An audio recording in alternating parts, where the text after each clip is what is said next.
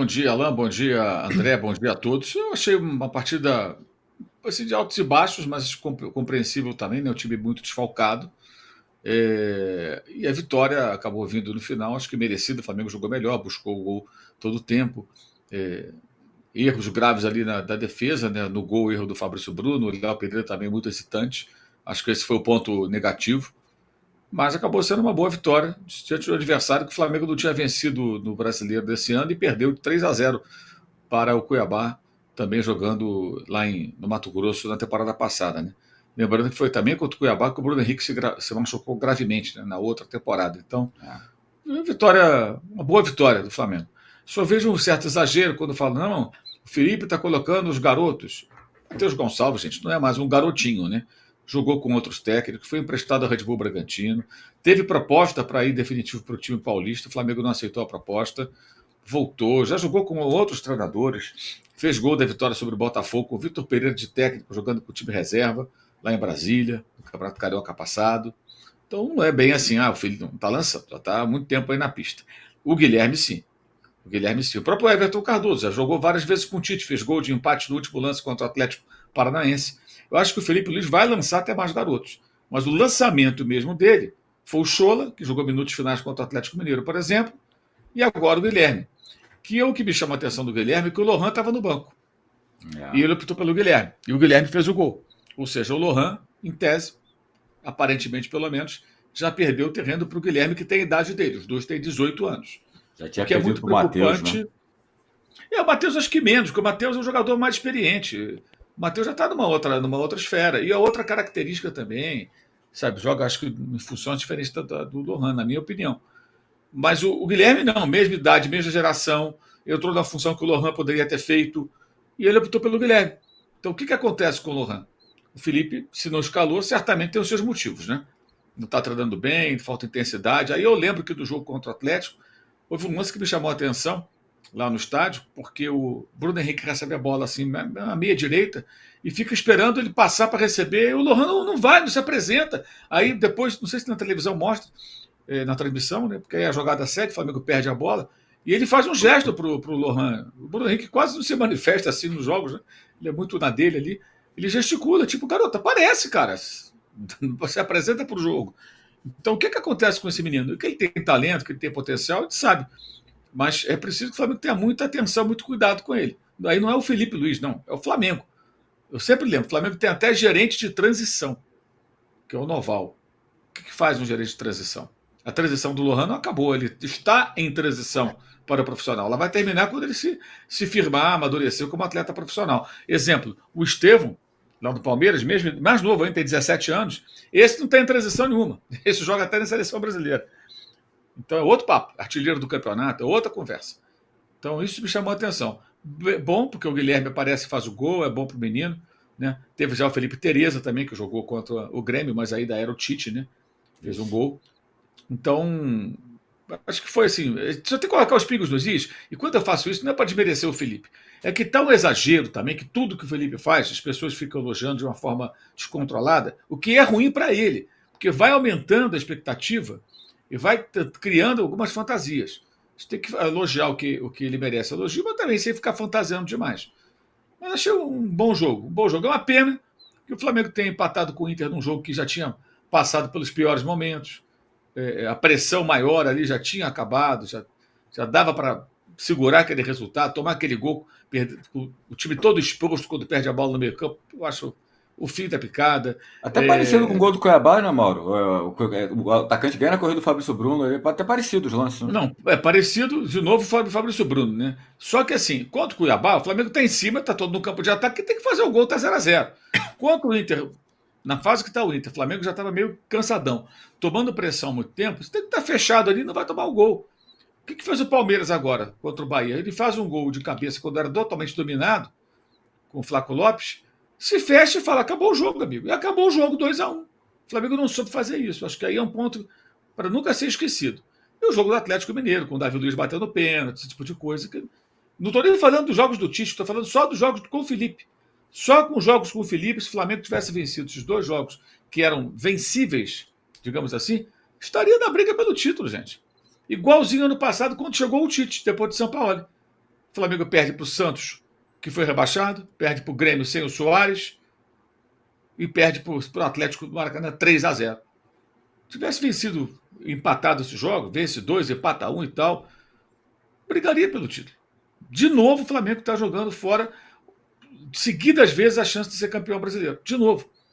Por conta de desmobilização, por conta de aquilo que a gente já repetiu várias vezes. Bom dia, Alain, bom dia, Mauro, bom dia, Felipe aí na produção, bom dia a todo mundo, vamos chegando dando like, para mais pessoas ficarem sabendo que a gente está aqui fazendo na área, e faça sua inscrição para a gente chegar aos, agora me fugiu, 127, né, mil, 127 mil inscritos. Faltam 200 para 127 mil inscritos, então vamos chegar nos 127 live, né? Vamos chegar aos 127 mil nessa live, né? Você está aqui com a gente, temos um pouco mais de 10 minutos de live. Dá para, se você está aqui agora, você acompanha aqui o nosso trabalho. Se ainda não for inscrito, faça sua inscrição, que ajuda a gente a chegar nesse número aí, ainda nessa live. Pois é, né? O Guilherme entrou, assim, um pouco afoito, errando um pouco e tal, mas estava lá na área, né? E fez um movimento muito legal no lance do gol, né? Fingiu que ia entrar dentro da pequena área, deu um passo para trás, né? O famoso gato, né?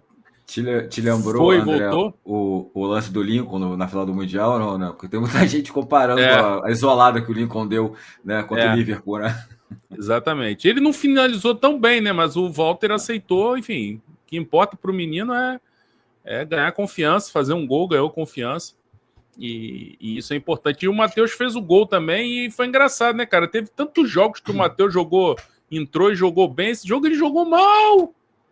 Entrou mal pra caramba, errando tudo, fazendo um monte de bobagem e tal, mas conseguiu fazer o gol da vitória. E acabou se destacando, né? Ganhou aquela homenagem do Léo Ortiz, muito, muito oportuna, né? Enfim. Então foi legal a entrada dos meninos e tal. E eu tô vendo o copo meio cheio nessa situação. Realmente tô gostando muito do trabalho do Felipe Luiz. Tô surpreso, não por ele, pela capacidade dele, mas pelo pouco tempo e ele conseguir fazer o que ele tem feito. Eu passei o tempo todo, tô há anos, né? Tô aqui na S1 Live 1 ano e pouco, mas já tô há anos reclamando desse jeito do Flamengo levar o brasileiro. Não dá pra gente cobrar assim perfeição, não pode tomar gol, não pode falhar, não pode errar, não pode nada. Não dá, porque a cultura do clube é essa. Então, por exemplo, o Davi Luiz bateu o pênalti, o Felipe Luiz erra ali? Erra, ele tinha que ter definido o cobrador. Se fosse um jogo de Copa do Brasil, ele ia definir o cobrador? Muito provavelmente o Davi Luiz não ia bater aquele pênalti se fosse um jogo de Copa do Brasil. Mas, gente, é uma cultura. Para um cara chegar e bater na mesa e dizer que não, tem que ser um cara do tamanho do Jorge Jesus, com a experiência, com a vivência, com a personalidade, né? Não dá pra gente... A gente vê a personalidade do Felipe Luiz, não dá para imaginar. Assim, eu confesso que eu tô vendo até mais coisas positivas do que eu imaginava. Eu achava que ele seria muito mais permissivo do que ele está sendo. Por ele ter feito parte do elenco, por ele ser amigo de boa parte dos jogadores ali. Eu achei que ele seria muito mais permissivo. E essa seriedade que o Flamengo está jogando o brasileiro já me agrada. O time entrar, aí tudo bem. Por exemplo, o jogo com o Cuiabá, o calor está lá, a umidade está lá, os desfalques estão lá. O fato do Flamengo estar muito longe da disputa do título, é chance só matemática, pesa também na hora do esforço, na hora da motivação, mas tem que ter um mínimo, um padrão. E esse padrão eu tô vendo. Esse padrão, não é mais aquela oscilação, tipo, jogo de brasileiro vai lá embaixo, jogo de Copa vai lá em cima. Não, tá conseguindo manter uma média. Na Copa sobe mais um pouquinho, no brasileiro desce mais um pouquinho. E era isso que eu pedia. E eu tô vendo isso no campo. Então não tem como reclamar de criticar, de falar qualquer coisa. Para mim, o saldo tá bem positivo com todos esses problemas, com o pênalti perdido pelo Davi Luiz, os pontos perdidos que poderiam levar o título, mas é aquela coisa, né? Ponto perdido que pode levar o título, todo mundo tem. Botafogo ganhou 1 ponto contra o Criciúma. Né? Se for pegar o Palmeiras, não vou lembrar de cabeça aqui, provavelmente também, porque todo mundo tem. Todo mundo tem seus vacilos, seu golzinho tomado no final e tal, porque o brasileiro é isso, é um campeonato maluco de perde e ganha. Então, mas o saldo geral, para mim, do trabalho do Felipe Luiz é muito positivo e principalmente na capacidade que ele está fazendo do time jogar sério no brasileiro. Isso está me agradando muito e eu reconheço aqui que isso aí, eu olho para o campo e aí falo, isso aí tá decente, isso aí tá digno, isso aí tá sendo respeitoso com a camisa do Flamengo, com o peso do Flamengo, com o tamanho do Flamengo, tá condizente com a torcida, isso está condizente, está digno do que tem acontecido. E como eu critiquei tanto nos anos passados, então agora cabe a mim elogiar e reconhecer. Lógico que o Mauro está certo de falar que tudo agora é o Felipe Luiz, é o mágico, é o Merlin, é o Batman, é o Mr. M. Não é isso.